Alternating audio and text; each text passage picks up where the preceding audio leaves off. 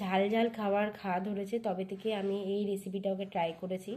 ও আগে দুধ সুজি করে দিতাম, তো খুব যে ভালো খেত তা কিন্তু না, ও তো কিছুই ভালো খায় না। তো আমি এটা বানিয়েছি, গাজর স্ম্যাচ করে পেঁয়াজ স্ম্যাচ করে দিয়েছিলাম, হালকা ঘিয়ের মধ্যে ভেজে নিয়েছিলাম, সঙ্গে জিরে ফোড়ন দিয়েছিলাম 2-4 দানা, আর পেঁয়াজটাকে ভালো করে গাজরটাকে একটু ভেজে নিয়ে লবণ হলুদ দিয়ে ভেজে নিয়ে একটু গোলমরিচ গুঁড়ো দিয়েছিলাম, যেহেতু ঝাল পছন্দ করে। তারপরে সুজি দিয়েছিলাম সেই এলাকের চামচ 2 চামচ দিয়ে ভালো করে নাড়াচাড়া করে আমি 1 গ্লাস জল ঢেলে দিয়েছিলাম। তো তারপরে গ্যাস কমিয়ে লো ফ্লেমে একটা সুন্দর বাটার মানে এরকম তৈরি হয়েছে, খেতেও দারুণ লাগে।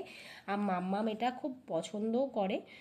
তো এটা বাচ্চাদের জন্য খুব পুষ্টিকর। সন্ধেবেলাতে আমি এই খাবারটাই ওকে প্রায় দিয়ে থাকি, তোমরা সকাল সন্ধে ডিনারেও দিতে পারো, এটা অনেকক্ষণ পেট ভরা থাকবে আর হেলদিও হবে খাবারটা। তো চলো আজকে মাম্মামকে এটা খাওয়াবো।